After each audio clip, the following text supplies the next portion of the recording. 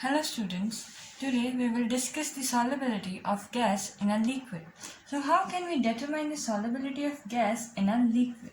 It is determined by a term solubility coefficient. What is the solubility coefficient? Solubility coefficient is the amount of gas in centimeter cube means ml dissolved in water, any other liquid or solvent whose volume must be 1 centimetre cube. हम determine कैसे करते हैं कि solubility gas की कितनी है? Solubility gas की determine होती है सॉल्युबिलिटी कोएफिशिएंट से। अब सॉल्युबिलिटी कोएफिशिएंट क्या है? द अमाउंट ऑफ गैस, कितनी गैस डिजॉल्व हो रखी है वाटर में, लिक्विड में या सॉल्वेंट में 1 सेंटीमीटर क्यूब होनी चाहिए उसकी भी वॉल्यूम। कितनी गैस 1 सेंटीमीटर क्यूब वाटर या लिक्विड या सॉल्वेंट में डिजॉल्व है, that is known as the solubility coefficient. अब हम इसके कुछ एग्जांपल लेते हैं, ठीक है, उससे हम डिसाइड करते हैं कि सॉल्युबिलिटी कैसी है। हम एग्जांपल से समझते हैं। एक एग्जांपल ले लीजिए, कार्बोनेटेड वाटर। कार्बोनेटेड वाटर क्या है? आप जो कोल्ड ड्रिंक्स पी रहे हैं, आप जो सोडा पी रहे हैं, वो होती है कार्बोनेटेड वाटर। उसमें क्या होता है कि कार्बन डाइऑक्साइड वाटर में ऐड की होती है, कार्बन डाइऑक्साइड वाटर में ऐड की होती है और उसका एक सोल्यूशन बना होता है, ठीक है। ये होता है कार्बोनेटेड वाटर जो हम कोल्ड ड्रिंक्स पी रहे हैं, ठीक है। इसमें क्या है कि बहुत सारी, ये होता है हाई प्रेशर पर। जब बहुत सारा प्रेशर अप्लाई होगा हाई प्रेशर पर, जो कार्बन डाइऑक्साइड है वाटर में मिक्स होकर सोल्यूशन बना देगा और सोल्यूशन क्या होगा? Carbonated water. ये हाई प्रेशर पर होता है। और हम सेकेंड एग्जाम्पल लेते हैं, oxygen in water. Oxygen in water मतलब कि जो एक्वेटिक है, एक्वेटिक लाइफ सारी की सारी कैसे मौजूद है? इसी की वजह से मौजूद है कि ऑक्सीजन डिजॉल्व हो रखी होती है वाटर में। जैसे कि ये नेचुरल इन्वायरमेंट में ही प्रेजेंट है कि जो हमारा नेचुरल वाटर है उसमें ऑक्सीजन डिजॉल्व होगी। वो कितनी ऑक्सीजन डिजॉल्व हो रखी होती है? 0.34 ml of oxygen in 100 ml of water. इतनी वैल्यू इसकी फिक्स्ड है। 100 ml पानी होगा तो 3 ml ऑक्सीजन डिजॉल्व होगी। बहुत कम वैल्यू, ये है बहुत ज़्यादा वैल्यू होती है। कार्बन डाइऑक्साइड और वाटर बहुत जल्दी से मिल जाते हैं, ठीक है, और इसकी सॉल्युबिलिटी बहुत ज़्यादा है। ये आसानी से इसमें मिक्स हो रही है, ये बहुत थोड़ी सी वैल्यू मिक्स हो रही है इसमें। इसका मतलब सॉल्युबिलिटी कोएफिशिएंट क्या था? Amount of gas. ये ज़्यादा मात्रा में हो रहा है, ये कम में हो रहा है, तो इसका मतलब क्या है कि ये लेस सॉल्युबल है और ये मोर सॉल्युबल है। इसकी हाई सॉल्युबिलिटी है, इसकी लो सॉल्युबिलिटी है, ठीक है। अब कौन से फैक्टर्स हैं जो ये डिसाइड कर रहे हैं कि इसकी सॉल्युबिलिटी ज़्यादा है? हमने मीडियम तो एक ही रखा है ना, वाटर ही रखा है, सॉल्वेंट एक ही रखा है हमने दोनों टाइम, वाटर और वाटर। एक बार हमने ऑक्सीजन ली है, दूसरी बार हमने कार्बन डाइऑक्साइड ली है। लेकिन कुछ तो ऐसी बात है इन दोनों गैसेस में, कुछ तो नेचर में उनके कुछ तो फ़र्क है ना दोनों में, जिसकी वजह से ये जो कार्बन डाइऑक्साइड है वो ज़्यादा सॉल्युबल हो रही है, लेकिन ऑक्सीजन जो है वो कम सॉल्युबल है। अब हम इसी से पढ़ेंगे कि factors affecting the solubility of gas in liquid. अब कौन कौन से फैक्टर हैं जो सॉल्युबिलिटी को इफेक्ट करते हैं?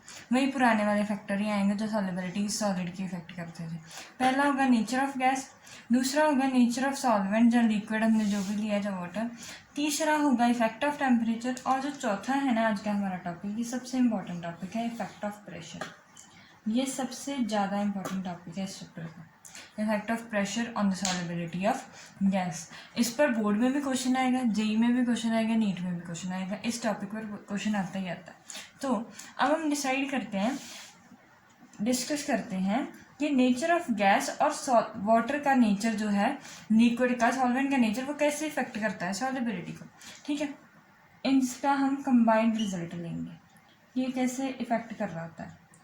अब हम बात करते हैं कि अगर हमने अभी एग्जांपल दी थी कार्बन डाइऑक्साइड की और ऑक्सीजन की, ठीक है, ऐसी एग्जांपल दी थी ना अभी हमने, इससे हम एक ही कंक्लूजन निकालते हैं, इसकी सॉल्युबिलिटी का एक ही कंक्लूजन है, those gases which are inert in water are less soluble, and those gases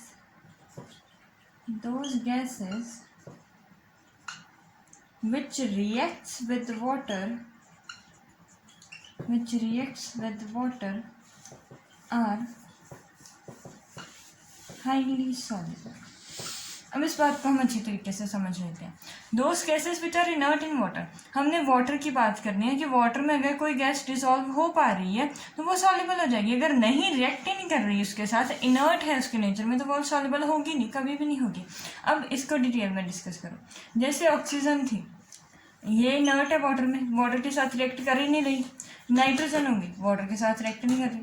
helium है, वो भी वाटर के साथ रिएक्ट करेगी नहीं। जो गैस वाटर के साथ रिएक्ट ही नहीं करेगी तो वो सॉल्युबल कैसे होगी? अब सॉल्युबल तो वही चीज़ होती है ना, अब अगर दोनों चीज़ आपस में मिक्स हो जाए, आपस में रिएक्ट करें, कुछ प्रोसेस हो उनमें, रिएक्शन हो कोई उनमें, तभी तो वो सॉल्युबल होगी ना, तभी वो उसमें डिजॉल्व होता जाएगा, रिएक्शन फॉरवर्ड में जाता जाएगा, सोल्यूशन बनता जाएगा। अगर कोई चीज़ अगर जो है सल्यूट है, जो हमारी गैस है, वो सॉल्वेंट में मिक्स ही नहीं हो रही, उसके साथ रिएक्ट कर ही नहीं रही, तो सोल्यूशन कैसे बनेगा? रिएक्शन हो ही नहीं रहा तो सोल्यूशन बनेगा ही नहीं। अब जो गैसेस वाटर के साथ इनर्ट रहती हैं वो क्या होंगी? लेस सॉल्युबल, क्योंकि वो रिएक्ट ही नहीं कर रही वाटर के साथ। अब सेकंड है जो वाटर के साथ रिएक्ट करती हैं, ये तो लेस सॉल्युबल होगी ना। अब जो वाटर के साथ रिएक्ट कर रही हैं, इसकी एग्जांपल ले लो, CO2, SO2, HCl। अब CO2 को वाटर में मिक्स कर दिया आपने, ये क्या बना देगा? HCO3, एसिड है, रिएक्ट हो पा रही है ना। SO2 प्लस H2O, ये क्या बनाएगा? H2SO3, H2SO3 बनाएगा ना, ये भी एक एसिड है। अब HCl वाटर के साथ रिएक्ट करके क्या बनाएगा? आयन रिलीज कर देगा अपना, क्योंकि ये पोलर होता है ना, ये पोलर कंपाउंड है, तो ये क्या कर देगा? H अपना पॉजिटिव और Cl नेगेटिव, ये अपना लूज कर देगा। और H पॉजिटिव कौन लूज करते हैं? ये भी एसिडिक की एग्जांपल।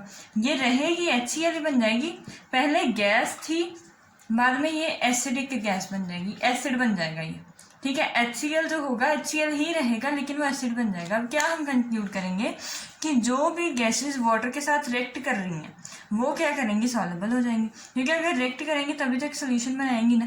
इसका मतलब कि जो रिएक्ट कर रही हैं वो हाईली सॉल्युबल है, जो इनर्ट है वो लेस सॉल्युबल है। अब हम नेक्स्ट स्टडी करते हैं इफेक्ट ऑफ टेम्परेचर, कि टेम्परेचर का क्या इफेक्ट होता है। अब एक गैस ले ली हमने, उसमें सॉल्वेंट है और वो क्या बना रहा है? सोल्यूशन बना रहा है। अब एक चीज़ और होती है इसमें वो हीट जनरेट करता है।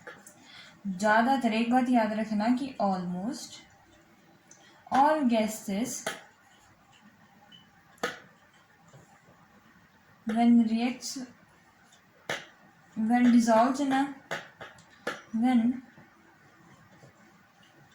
dissolves in a solvent liberate or generate heat liberate करती हैं ज़्यादातर गैसेस। इसका मतलब कि ये कौन से प्रोसेस के अंडर हो जाती हैं? एक्सोथर्मिक प्रोसेस होता है। ये कौन सा प्रोसेस होता है? एक्सोथर्मिक। ज़्यादातर गैसेस जब भी एक सॉल्वेंट में मिक्स करेंगी एक सोल्यूशन बनाएंगी और हीट जनरेट होगी ही होगी।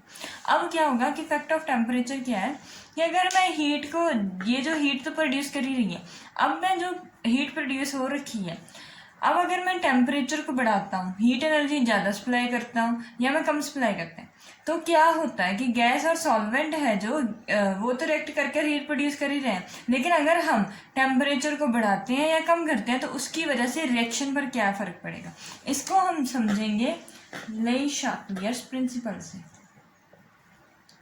शार्पियर्स प्रिंसिपल की मदद से हम इसको समझ लेंगे। अब वो क्या कहता है कि अगर एक रिएक्शन हो रखी है, अगर इक्विलिब्रियम आ जाता है, अगर इस स्टेट में इक्विलिब्रियम आ चुका है, ठीक है, इक्विलिब्रियम पर है कि गैस और सॉल्वेंट मिक्स होकर सोल्यूशन बना रहे हैं और सोल्यूशन टूट रहा है गैस और सॉल्वेंट में, ठीक है। इक्विलिब्रियम पे ऐसा ही होता है कि रिएक्शन हो रही होती है लेकिन हमें शो नहीं होती, ठीक है। जितना प्रोडक्ट बन रहा है उतना ही प्रोडक्ट से रिएक्टेंट बन रहा है, ऐसा ही होता है, सब कुछ स्टेबल है। अब क्या होगा कि अगर हम टेम्परेचर को बढ़ाएंगे या कम करेंगे, जो हीट एनर्जी है वो कम ज़्यादा करेंगे। अगर मान लीजिए पहला केस लीजिए कि अगर हम टेम्परेचर को बढ़ाना शुरू करते हैं, ये ज़्यादा हो गया, प्रोडक्ट साइड ज़्यादा हो गई, तो रिएक्शन कैसे जाएगी, बैकवर्ड जाएगी। यही हमने शार्पियर्स प्रिंसिपल में डिस्कस किया है ना कि अगर रिएक्टेंट की क्वांटिटी को बढ़ा दोगे तो वो पीछे जाना शुरू कर देगी, अगर प्रोडक्ट की को बढ़ाओगे तो वो रिएक्टेंट बनना शुरू हो जाएंगी, क्योंकि उसने क्या करना है कि मैं हमेशा इक्विलिब्रियम पर ही रहूँ। यही प्रिंसिपल था शार्पियर्स प्रिंसिपल। अगर अब हम हीट ज़्यादा देंगे तो रिएक्शन बैकवर्ड जाएगा ताकि एक इक्विलिब्रियम अटेन कर लें। रिएक्शन बैकवर्ड जाने का मीनिंग क्या है कि सोल्यूशन किस में जाएगा, गैस और सॉल्वेंट में, और इसका मतलब कि गैस और सॉल्वेंट अलग अलग हो जाएंगे। इसका मतलब इससे हम ये भी कह सकते हैं कि गैस अलग हो रही है, सॉल्वेंट अलग हो रहा है, सॉल्वेंट में से गैस बाहर निकलनी शुरू हो जाएगी, गैस लेस सॉल्युबल हो जाएगी। अगर हमने टेम्परेचर इंक्रीज किया रिएक्शन बैकवर्ड जाएगी, जो गैस सॉल्वेंट में डिजॉल्व होकर सोल्यूशन बना रखा था वो गैस टूटनी शुरू हो जाएगी, वापस से अनडिजॉल्व होगी, ठीक है। इसको हम समझ सकते हैं कि अगर इसका हम अपोजिट करते हैं, टेम्परेचर को डिक्रीज करना शुरू करते हैं, ठीक है, ये डिक्रीज हो गई हीट एनर्जी, अब रिएक्शन फॉरवर्ड में जाएगी, रिएक्शन फॉरवर्ड गई तो सोल्यूशन ज़्यादा बनना शुरू हो जाएगा। इसका मतलब हम ये कह सकते हैं कि if we increase the temperature, solubility of gas decreases,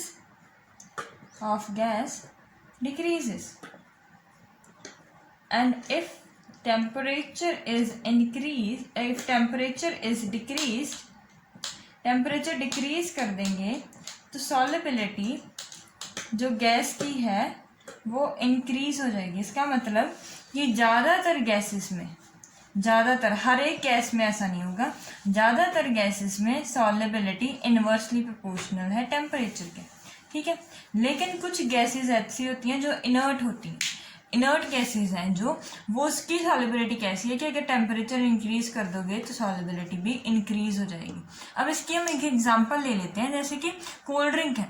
अगर कोल्ड ड्रिंक बिल्कुल आप फ्रीज़र में रख रहे हो तो उसमें क्या होगा, फ्रीज़र में रखिए तो गैस उसमें ज़्यादा होगी। जब आप उसको ओपन करके ग्लास में डालने की कोशिश करोगे, ठीक है, तो उसमें से बहुत सारे बबल्स निकलेंगे। लेकिन अगर आपने बाहर धूप में रख दिए कोल्ड ड्रिंक, अब उसको आप ग्लास में पोर करोगे, उसके बबल्स इतने नहीं बनते, क्योंकि बबल्स किसके होते हैं, गैस के ही होते हैं ना। जब हमने टेम्परेचर लो किया है, टेम्परेचर हमने लो किया है, गैस ज़्यादा मिक्स हो गई है, गैस सॉल्वेंट ज़्यादा रिएक्ट करके सोल्यूशन बन चुका है, गैस सॉल्वेंट में है सारी की सारी। जब हम उसको ग्लास में पोर करते हैं कोल्ड ड्रिंक को तो गैस लिबरेट होनी शुरू हो जाती है, ठीक है। अब हम नेक्स्ट डिस्कस करते हैं इफेक्ट ऑफ प्रेशर, कि प्रेशर का क्या इफेक्ट पड़ता है सॉल्युबिलिटी पर। उसके लिए हमें समझना होगा एक साइंटिस्ट की बात जो थे हेनरी ने क्या किया कि उसने एक एक्सपेरिमेंट किया। उसने एक बीकर लिया, उसमें एक लिक्विड से वाटर फिल कर दिया और ऊपर यहाँ पर कोई पिस्टन लगा दिया। इसका मतलब ये खाली जगह, यहाँ पर वाटर है, यहाँ पर पिस्टन है, जो भी रिमेनिंग जगह खाली है, स्पेस है, उसमें एयर होगी। कोई ना कोई गैस, मान लीजिए कि कोई ना कोई गैस है, उसके पार्टिकल्स ऐसे हैं, ठीक है, ये सारी की सारी गैस है।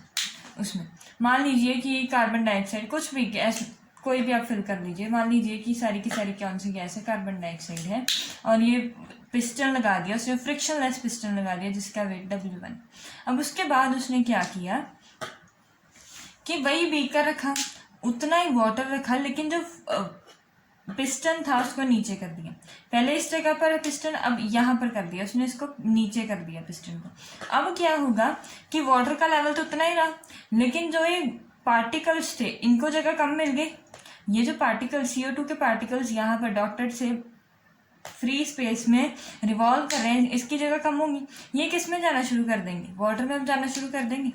कुछ पार्टिकल्स बाहर रह जाएंगे और कुछ पार्टिकल्स बीच में चले जाएंगे। यहाँ पर भी कुछ पार्टिकल्स, 1-2 पार्टिकल्स होंगे लेकिन कम होंगे। लेकिन अब जब उसने प्रेशर ही अप्लाई कर दिया है तो अब क्या होगा कि उसके पार्टिकल्स जो हैं वो बहुत ज़्यादा हो जाएंगे, उसके बीच में वाटर के साथ मिक्स बहुत ज़्यादा कर जाएंगे। इसका मतलब क्या है, हम इससे क्या कंक्लूजन निकाल सकते हैं कि जब हमने प्रेशर इंक्रीज किया, when pressure is increased, carbon dioxide water में मिक्स होनी शुरू हो गई ना। मिक्स होने का मतलब क्या है कि वो डिजॉल्व हो रही है। डिजॉल्व होने का मतलब क्या है कि वो सोल्यूशन बना रही है, सॉल्युबल है। When pressure is increased, the solubility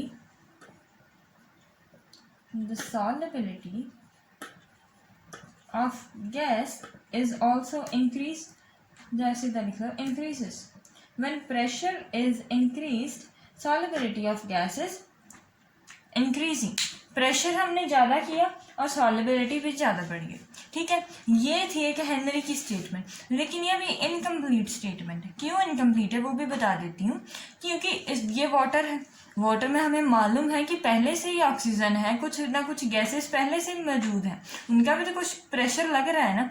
ये जो स्टेटमेंट है ना ये इनकम्प्लीट है। इसको हम क्वान्टिटेटिव वाइज, क्वालिटी वाइज हमें पता चल रहा है कि अगर वो ज़्यादा कर देंगे, वेट ज़्यादा लगा देंगे तो वो ज़्यादा मिक्स होनी शुरू हो जाएगी, लेकिन कितनी ज़्यादा हो रही है ये तो हमें मालूम नहीं है ना। कि जब प्रेशर अप्लाई किया वो सॉल्युबिलिटी तो इंक्रीज हो गई, लेकिन कैसे इंक्रीज हुई, कितने % से इंक्रीज हुई, कितनी क्वांटिटी से इंक्रीज हुई, वो तो हमें मालूम नहीं है। अब इसको समझने के लिए हमें समझना होगा एक और थ्योरी, डाल्टन्स लॉ। अब जो डाल्टन है, डाल्टन साइंटिस्ट थे, उन्होंने क्या किया, अब हमें वो समझना होगा। अब सेकंड थे डाल्टन। डाल्टन ने क्या किया कि डाल्टन ने एक बीकर दिया, उसमें गैस ए फिल कर दी। ठीक है, दूसरा बीकर बी लिया, उसमें बी गैस फिल कर दी। तीसरा बीकर सी लिया, उसमें सी गैस फिल कर दी। अब क्या हो रखा है कि पार्टिकल्स हैं, गैस, तीनों में गैस है, इसमें ए गैस है, इसमें बी गैस है और इसमें सी गैस है। उसने सारी की सारी इसमें फिल कर रखी है। अब ए की वजह से क्या हो रहा है, ए के जो पार्टिकल्स हैं लगातार रैंडम मोशन में है। ये तो हमें मालूम है कि गैस हमेशा मूव करते रहते हैं, उसके पार्टिकल्स हमेशा रैंडम मोशन में रहते हैं। रैंडम मोशन में होने की वजह से ये इसकी साइड पर करेंगे, साइड पर भी प्रेशर लगाएंगे, इसके साथ हमेशा टकराएंगे ना, इस वॉल के साथ, इस वॉल के साथ भी टकराएंगे, ऊपर भी टकराएंगे, नीचे भी टकराएंगे। हर बार टकराने की वजह से एक प्रेशर जनरेट करेंगे। ठीक है, जब पार्टिकल्स मूव करते हैं, किसी चीज पर जोर लगाते हैं, धक्का लगाते हैं, उसको पुश करने की कोशिश करते हैं, तो वो क्या है, इसका मतलब कि वो प्रेशर लगा रहे हैं। मैं भी जैसे इस बोर्ड को प्रेस करने की कोशिश करूँ, इस पर धक्का लगाऊँ, तो इसका मतलब क्या है कि मैं इस पर प्रेशर अप्लाई कर रही हूँ। ठीक है, अब क्या है कि ये जो गैस ए है इसका कोई प्रेशर होगा, let P A B pressure due to A. अब बी गैस की बात करें, इसके भी पार्टिकल्स रैंडम मोशन में, ये भी हमेशा फोर्स लगाते रहेंगे, फोर्स लगाएंगे ऊपर नीचे चारों तरफ फोर्स लगाएंगे, फ्लोर पर भी लगाएंगे, सीलिंग पर भी लगाएंगे, साइड्स में भी लगाएंगे, हर तरफ लगाएंगे। ये भी, इसका भी प्रेशर होगा P B pressure due to B, और पी सी भी होगा, इसके ये भी पार्टिकल्स जो हैं वो प्रेशर अप्लाई करेंगे, प्रेशर ड्यू टू सी। ठीक है, अब इसमें उसने कुछ फिक्स्ड क्वांटिटी की गैस डाली थी। अब उसने क्या किया कि ये सारा कुछ तो हमें मालूम चल गया। उसके बाद इसने क्या किया है कि एक ही बीकर ले लिया, एक बीकर ले लिया, मान लीजिए डी बीकर ले लीजिए, ले लिया उसमें ए वाली जो सारी गैस थी वो भी फिल कर दी, बी वाली जो सारी गैस थी वो भी फिल कर दी, सी वाली गैस भी फिल कर दी। अब क्या हो रहा होगा इसमें, अब क्या हो रहा होगा, प्रेशर ए का भी आएगा, बी का भी आएगा, सी का भी आएगा। जैसे आप मान लीजिए कि अब क्या हो गया, पार्टिकल्स पहले इतने ही थे तो यही प्रेशर अप्लाई कर रहे थे, पार्टिकल्स पहले बी में जितने थे वही प्रेशर अप्लाई कर रहे थे बी पर, अब सी में जितने थे वो प्रेशर अप्लाई कर रहे थे। लेकिन अब क्या हो रहा है कि अब पार्टिकल्स ए के भी हैं, बी के भी हैं, सी के भी हैं, पार्टिकल्स ने तो प्रेशर लगाना ही लगाना है, ये तो स्टैंडर्ड है कि वो पार्टिकल्स मूव करेंगे और दीवार पर हर एक साइड पर प्रेशर अप्लाई करेंगे ही करेंगे। लेकिन अब तीनों के पार्टिकल्स हैं तो तीनों का प्रेशर आएगा, तीन के तीन गैसेस ही प्रेशर अप्लाई करेंगे। अब टोटल पार्टिकल्स कितने, जितना भी टोटल प्रेशर कितना होगा, टोटल प्रेशर कितना होगा is equals to pressure due to all particles, pressure due to all particles. अब पार्टिकल्स किस किस के हैं, ए के हैं, बी के हैं और सी के हैं, सभी के पार्टिकल्स हैं। अब जितना प्रेशर वो यहीं अप्लाई कर रहे हैं, अब जितनी फोर्स से टकराकर, जितनी स्पीड से जाकर टकराएंगे इससे, उतनी स्पीड से यहाँ पर भी टकराएंगे। स्पीड तो नहीं ना चेंज होगी क्योंकि वो तो पार्टिकल की स्पीड है, उसका बीकर से तो कोई लेना देना है ही नहीं। पार्टिकल की स्पीड है ना कि वो कितनी स्पीड से जाकर इस साइड से टकरा रहा है, वो स्पीड यहाँ पर भी सेम रहेगी। जितनी स्पीड से टकराएगा उतना ज़्यादा प्रेशर जनरेट करेगा, फोर्स अप्लाई करेगा ना।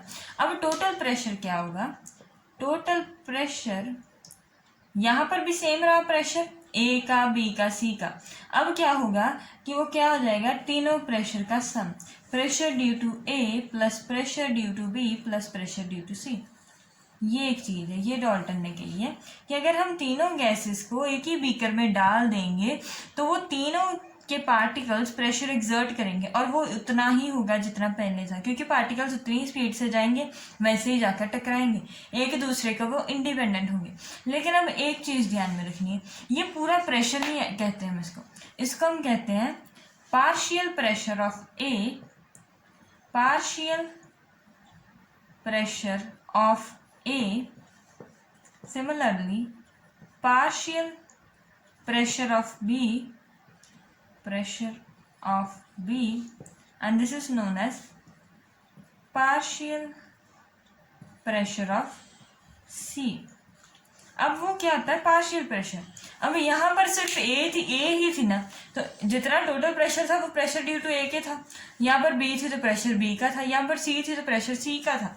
अब लेकिन डी में क्या हो रहा है कि डी में टोटल प्रेशर इन सभी का सम है, डी में टोटल प्रेशर इन सभी पार्टिकल्स का सम है, तो एक ए का, बी का, सी का, इनका प्रेशर जो होगा वो सिर्फ में एक छोटा सा कॉन्ट्रीब्यूशन होगा टोटल प्रेशर में। यही है ना कि जो ए का है वो सिंपल एक थोड़ा सा कंट्रीब्यूशन है टोटल प्रेशर में, बी और सी के बाद में ऐड होने पड़ेंगे ताही टोटल प्रेशर, तभी टोटल प्रेशर आएगा। ठीक है, अब क्या है, partial pressure due to A plus partial pressure due to B plus partial pressure due to C gives us the total pressure. अब डाल्टन की थ्योरी को लेकर ही हमने क्या कर दिया, हेनरी लॉ को मॉडिफाई कर दिया, हेनरी स्टेटमेंट को हमने मॉडिफाई करेंगे। अब पढ़ते हैं कि हेनरी की स्टेटमेंट क्यों गलत थी और उसमें मॉडिफाई करने की क्यों ज़रूरत पड़ी। अब डाल्टन ने तो अपनी थ्योरी दे दी कि टोटल प्रेशर क्या होता है, कि पार्शियल प्रेशर होता है जितने भी गैसेस प्रेजेंट होंगे। अब इसकी वजह से हेनरी लॉ की स्टेटमेंट में थोड़ी सी चेंज हो गया। हेनरी लॉ की पहले स्टेटमेंट क्या थी कि if pressure increases solubility increases, if pressure decreases solubility decreases. ये हेनरी की पहली स्टेटमेंट थी, यही थी ना। लेकिन अब हम उसी बीकर को याद करते हैं जो उसने लिया है। अब क्या है कि यही बीकर था उसने जो लिया था, यहाँ पर वेट रख कर सब कुछ किया उसने, ठीक है। यहाँ पर लिक्विड फिल था, यहाँ पर गैस थी कोई, ऐसा ही था, और गैस के पार्टिकल्स अंदर भी चले गए थे जब उसने वेट रख दिया। यही हम अभी पढ़कर आए ना कि हेनरी लॉ में क्या था। अब क्या हो रखा है कि ये जो गैस है वो तो हमने सबसे पहले ही ये समझ लिया था कि ये अगर मान लीजिए कि ये वाटर है, वाटर में कोई और गैस भी तो होगी ना, वाटर एनवायरनमेंट से ही लिया है ना हमने वाटर, तो हम उसमें कुछ एटमॉस्फेरिक गैसेस भी होंगी, जैसे थोड़ी सी ऑक्सीजन होगी, थोड़ी सी नाइट्रोजन होगी, थोड़ी सी हाइड्रोजन होगी, कोई ना कोई गैस मौजूद तो होगी, चाहे बहुत थोड़ी हो लेकिन होगी तो सही ना। अब इसका मतलब यही तो नहीं है ना कि यहाँ पर कार्बन डाइऑक्साइड, यहाँ पर हमने कार्बन डाइऑक्साइड फिल की थी ना, सपोज लेट किया था कि यहाँ पर कार्बन डाइऑक्साइड है। अब सारी की सारी कार्बन डाइऑक्साइड ही उसमें फिल होगी और वही प्रेशर अप्लाई कर रही है। प्रेशर अप्लाई करने की वजह से ये सारी की सारी वही गैस जो है सारी की सारी यहाँ पर आ गई है और वो नया प्रेशर अप्लाई करेगी, ऐसा तो होगा ही नहीं। अब उसमें ऑक्सीजन भी है, नाइट्रोजन भी है, हाइड्रोजन भी है, वो भी कुछ ना कुछ पार्शियल प्रेशर, वो भी पार्शियल, क्योंकि अब 3 गैस आ गई हैं एक ही लिक्विड में, तो वो तीनों के क्या करेंगे, पार्शियल प्रेशर एक्सर्ट करेंगे। ये डाल्टन लॉ ने कहा दिया।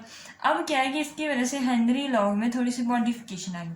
अब नया लॉ बन गया हेनरी लॉ, जिसकी वजह से वो क्या कहता है, the number of moles of gas dissolved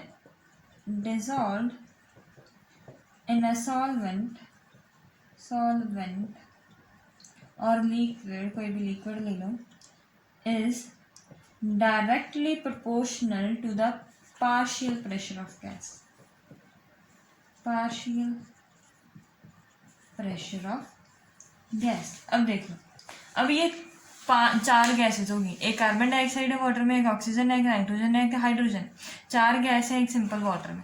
अब क्या होगा कि हम हेनरी लॉ ने स्टेटमेंट अपनी चेंज कर दी है कि वो क्या होगा कि जितना पार्शियल प्रेशर होगा गैस का उतने ही नंबर ऑफ मोल्स वो डिसॉल्व कर देंगे। अगर इसका पार्शियल प्रेशर कार्बन डाइऑक्साइड का बहुत ज़्यादा है, इसका मतलब कि उसके number of moles of gas dissolve, इसका मतलब क्या है कि क्वांटिटी ऑफ गैस डिजॉल्व, कि कितनी क्वांटिटी में गैस डिजॉल्व हो रही है, इसका मतलब कि सॉल्युबिलिटी कितनी है, यही डिसाइड कर रहे हैं ना। पार्शियल प्रेशर ऑफ गैस की वजह से हम क्या डिसाइड कर पा रहे हैं कि सॉल्युबिलिटी कितनी ज़्यादा है, ये भी डिसाइड कर पा रहे हैं। अब हेनरी लॉ में मैथमेटिकली इसका एक्सप्रेशन आता है that partial pressure is directly proportional to the mole fraction.